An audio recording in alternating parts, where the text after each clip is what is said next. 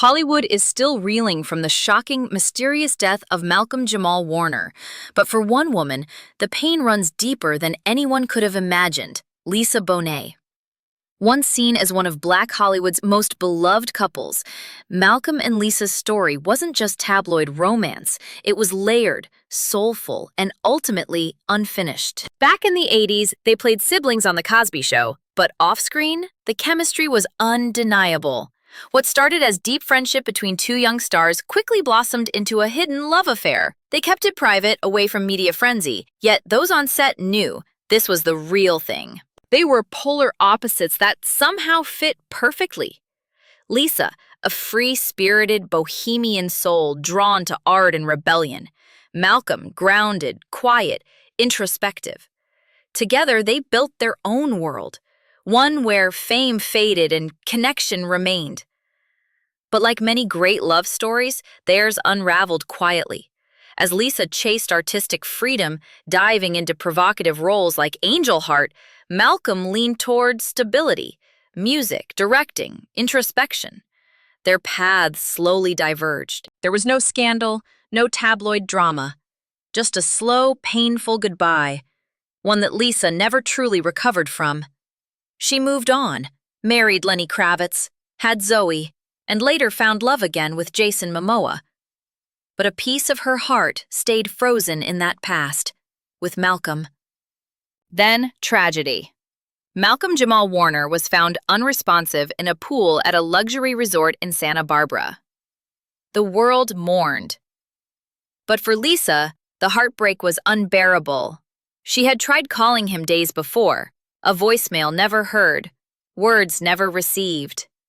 "I'm sorry I let go when I should have fought. I never stopped caring." For Zoe Kravitz, the loss revealed a chapter of her mother's life she never fully understood. That night, Lisa confessed everything. The handwritten letters, the road trips, the dreams of escaping Hollywood, and the regret.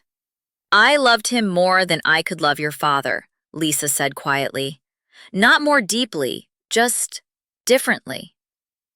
For the first time, Zoe saw her mother not as an icon, but as a woman scarred by love lost. But Malcolm's death raised serious questions. He was healthy, a strong swimmer, no drugs or alcohol in his system, just melatonin. And most disturbingly, security footage from the pool area that night, mysteriously corrupted. One witness said Malcolm seemed distant that evening, sipping wine, journaling alone. Another overheard a phone call. "I gave everything. I have nothing left to explain."